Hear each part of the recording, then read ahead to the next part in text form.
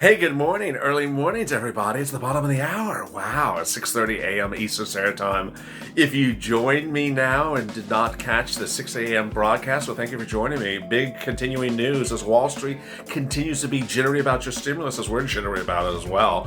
But will we crush the breakfast? Crush the breakfast? The great news as we start the new day is that there's uncertainty around the corner for everyone. So we're not like the only one that's a little confused here. But I'm going to get through it all for you and sort it out, and it's going to be a great day. It's going to be a great, what day is the week of this? No, I don't even know what day of the week it is. Uncertainty about, no, it's a Tuesday morning, I'm kidding. And here we go, and this is Early Mornings LALATE.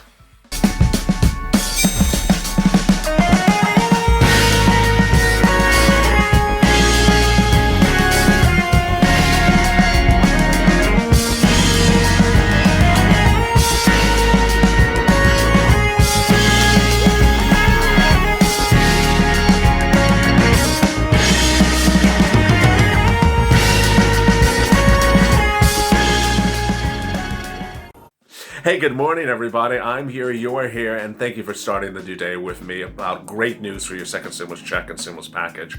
Renewed focus on how much you're owed, how much FPUC you're owed, how much hazard pay you're owed, because a lot of people would like to shortchange you, especially people at Mitch McConnell's restaurant. Needless to say, we're going to get the money, and we're going to get exactly how much you're owed, and because you've tuned in, and we're going to get renewed and refocused this morning. So thank you for joining me. Go to the first channel, subscribe. If you're not part of this community already, please join it. It's called the Purple Power Community, and together we're focused on getting the amount of money we're owed, not the amount of money that people want to give us. And then ultimately, it's a really, confusing situation the next 8 days, and I'm trying to help make it clear for you. Also, like this video. In this video, I'll be going over really what you should expect over the next 7 to 8 days, and really what you should expect between October and November, which is really what Wall Street's focused on. They're very jittery about not the next 7 days, but the 7 days after the election. Why? I'll detail that in a second. Also, I'll be going over why Nancy Pelosi's worst nightmare could be happening just underneath her eyes, and it's not something that anyone really expected. All right, let's get to the breaking news. The nightmare that Nancy Pelosi is worried about is the Senate remaining Republican and a Joe Biden victory on election night. That would mean that everything that Nancy Pelosi had hoped for is poof. It's gone. What do I mean by gone? It's gone like gone. What's important to understand is that with a Biden win, it means nothing for legislative efforts because all laws start by bill in the House and then go through the Senate. And if Mitch McConnell and the GOP retain ownership of the Senate, retain the majority of the Senate, all by one person, they only need to maintain it by one person, that means that everything that Nancy Pelosi has argued for, everything that she said, don't come back to me unless you have exactly that amount of money, everything that she has said, I want exactly my number to crush the virus, and science is going to sound like a bunch of nonsense because no one's going to give it to her. That's literally what's happening. And with a Senate race out of Georgia that could determine the entire future, the balance of the Senate, whether it goes GOP or Democratic, and a race in Georgia that could go into a runoff and could be determined days, weeks later, millions of Americans may not even know what ultimately could happen to your stimulus for purposes of the Senate until, something thereafter. There's a lot of things of uncertainty, and that's what Wall Street and I are uncertain about and jittery over. You can focus on the presidency, but ultimately it's the Senate that you want to look at, because if the Senate is undefined, then what's going to happen then? Now, Wall Street will be jittery today as we start the new day of Tuesday about the concerns of the presidency, a tightening race, presidential race, and concerns that there ultimately will be a contested race. But the important thing that you need to know is that you're owed stimulus. Those people can battle as much as they want, Nancy and Chuck and Steve and Larry and Mo, but ultimately you're owed stimulus. So how much stimulus should you be getting? How much is the amount? And where would you figure out how to push for it? Well, this is the Purple Power Caucus. The Purple Power Caucus, which I formed last Friday, says, hey, we're going to have a problem. And the problem is that we're on a second stimulus package that should have been approved a long time ago. The third stimulus package should be worked on now, and we're not even starting that one. We have pandemics raging, a pandemic raging. We have lockdowns looming. And that ultimately, you're going to need a lot of money to help the situation. A lot of money. Now, Joe Biden, when he comes in, if he's elected, says he's going to spend $7 billion, but not on you. Not billion, trillion. $7 trillion, but not on you. Well, people need to start spending money on us if they want to keep on putting us on lockdown. Ultimately, people won't be able to pay rent, people won't be able to pay utilities, and you're valued. You are valued. I am valued. Hashtag I am valued. So what is an appropriate value? Well, ultimately, you can't have Senator Harris run for her own words. Senator Harris, the VP nominee on the Biden-Harris ticket, said several times on broadcast news in the month of May, when we were only 60 days into this pandemic, that $1,200 doesn't cut it to survive during this pandemic. That was May. Understand the impact of saying that comment in May versus now. In May, she said $1,200 doesn't cut it. You need at least $2,000, and 1 month of $2,000 is not enough.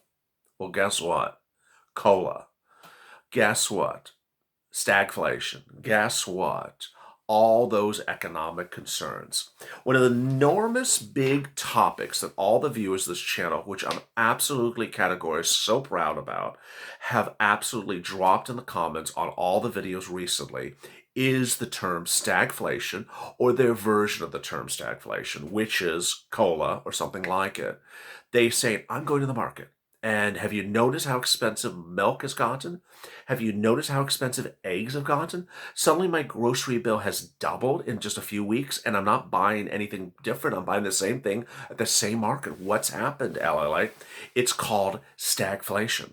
The rising inflation of prices, while the economy is flat, are going down. It's a big concern, and that's what causes a depression. It cannot happen. There's no explanation why these businesses are raising their prices, with the exception of that they were on lockdown and now they're trying to recoup their lost earnings earlier in the year. And they're trying to price gouge us. It's not fair. And then there's COLA, cost of living adjustment. We usually talk about it in the context of retiree benefits or disability benefits, SSDI, SSI, Social Security, railroad benefits. Millions and millions of Americans are wondering why the COLA adjustment for Social Security checks and similar benefits checks next year are proposed at the lowest increase ever in recorded history. Now, it's not the lowest ever number, because there have been 3 years in which they didn't even give you a penny. They kept it flat. They didn't give you an increase. But as to increases, this is the lowest ever in recorded history. Well, Pete DeVazio, the Republican, the Democratic representative out of the Northwest, out of Oregon, said, this is not enough. This is what's going on here. Millions and millions of seniors who I represent need more stimulus checks. This is the exact word. They need more COLA. And that as you see the pandemic rage in the months to come, people need more money, and they need more money to afford to live. And this is what we're talking about when we're talking about third stimulus. Second stimulus, we're waiting for your stimulus checks for May to the present, April to the present. Whether it's $1,200 or $2,000, it's not one $1,200 check to cover you for 6 months. But ultimately, what Nancy Pelosi will try to do as a Democrat, which is really shocking because this is usually not a Democrat policy, is to say, I'm just going to give you one check and enjoy this one check to carry it all the way to June next year. What? What are you doing? Or she won't even mention it, and she'll talk about how she crushed the virus when she gave you $500 for the last 6 months. It's that type of concern that millions of Americans are going to wonder what's happening. Now, Joe Biden is the leader of the Democratic Party, and if he's elected president, he's certainly leader of the Democratic Party. If he loses, Nancy Pelosi is the leader of the Democratic Party, and the question then remains is, why is she being so cheap with your stimulus checks? On the other hand, If President Trump is reelected, he's head of the Republican Party, and he will push the microscope and the compass of where your stimulus check should be. He has always said you're owed lots of stimulus checks. Mnuchin has always said he would give you multiple stimulus checks, and Trump has always said he would give you more generous stimulus checks. But if Trump loses on election night and eventually contests the election and loses that as well, and then you have Biden coming in, guess who's head of the Republican Party in Washington? Yeah, that guy, Mitch McConnell. By all counts, Mitch McConnell will be reelected, but whether he's head of the Senate or he's minority leader of the Senate because the Senate goes Democratic, he'll still be the number one person in Washington for the Democratic Party. So who is Nancy Pelosi going to negotiate with? If you've not seen this scenario, you better see it right now. If Donald Trump is gone, Nancy Pelosi is dealing with Mitch McConnell or a version of Mitch McConnell, Chuck Grassley or someone, closely aligned to Mitch McConnell. Because at that point, if Donald Trump is not reelected, Mitch McConnell's the number one person in the Republican Party in Washington. Can you imagine? And so with that, guess how much stimulus he's going to give you? This is the man who has never given you a stimulus check in any of his four bills, has proposed FPUC at $200 a week, then went to $300 because he was really generous, and has never thought of hazard pay, but actually thought of anti-hazard pay, which is you cannot have a safe work environment, but rather you can also not sue your employer because it's unsafe. That is the concern. And that big concern is what's making Wall Street get jittery. It'll make Wall Street jittery all the way down to the final minute. Ultimately, ironically, this is what's really weird. This is among the permutations, which I'm not going to sit here and tell you I expect something to happen because I'm not, and you can't say it because you don't know it either. But I'm going to tell you this. If Trump wins and if Trump wins, it's better for your stimulus than wait. Let me rephrase it. If Trump wins, then it doesn't really matter if the Senate is Democratic or the Senate is Republican. That ultimately the Trump will give you a lot of stimulus because Mnuchin is happy giving you stimulus. He just sort of he has to be pushed along until he can no longer drag his feet. So Trump and whatever Senate really is, Trump and the choices of Senate makes no difference as to your stimulus. It will give you stimulus. This is a stimulus. Now let me give you a stimulus scenario that is deeply troubling. A Biden presidency and a Republican Senate led by Mitch McConnell, a Senate majority by the GOP. That is intensely scary. And that is what Wall Street is very jittery about. It's very jittery because it could be a worse scenario than you're in now. The type of scenario that you generally see when there's a major new presidency is something like the first two terms of the Obama administration, where the president and the president-elect, his party, sweeps all two houses of Congress and ultimately has 2 years to get a lot of great legislation through that they support. If the president does not sweep enough and that some part of the two bodies of Congress is retained by the opposition party, oh my goodness. I mean, Joe Biden's $7 trillion bill, whatever that is for, potholes and things like that, just kiss that goodbye because it won't happen. What's important to understand is it's important to stay positive and that none of this is really the microcosm for our mindset. We shouldn't be sitting here saying, oh my God, I can't believe that happened. I don't want you to wake up the night after election night and say, oh, can you believe that happened? Oh, can you believe that happened? Because ultimately, neither side is really doing what they're supposed to be doing for you. It's not like the Democrats are giving you a lot of checks here. Hello, have you not noticed? Nancy Pelosi wants to give you one $500 check for 6 months, so you're really happy that Democrats win more houses of Congress? And then are you really happy that Mitch McConnell comes back because he doesn't even want to give you a stimulus check unto himself? It's that sort of, we're choosing the best of the worst evils of these people that ultimately someone in this course will wake up and realize or be pushed because of Wall Street imploding, because of the stock market crashing, or something like that, to say, hey, we can't keep on doing this. We need stimulus. And with that, There's a lot of stuff to start the new day. You're going to be seeing a lot of stuff over today, including new earnings reports from the big companies, concerns about regulation that could happen under a Biden or Trump administration. Regulation under a Biden administration is bad for your stimulus because ultimately what will happen is that if tech companies are regulated, then they'll lay off more, then they won't have as many hiring people. They won't be able to make as much money. Wall Street will be worried, and that ultimately it will impact earnings. All these things impact earnings, and you don't want things hurting Wall Street because that hurts your stimulus goals. And then you'll also hear more later today about the new polls and the swing states. The president has not been able to really focus on his agenda, and his lack of focus has caused a lot of people to wonder, will he do executive order? Push, push, push purple power, push for seats for stimulus, push for executive order, push for MSC, push for purple power caucus for a check. But this president doesn't seem to understand even COVID. Is he going to understand stimulus relief by executive order?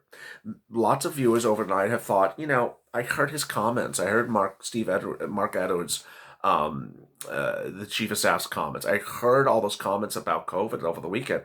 They're sort of screwy. I mean, are these people going to really address the major issues? And if they don't, then why would there be stimulus by executive order?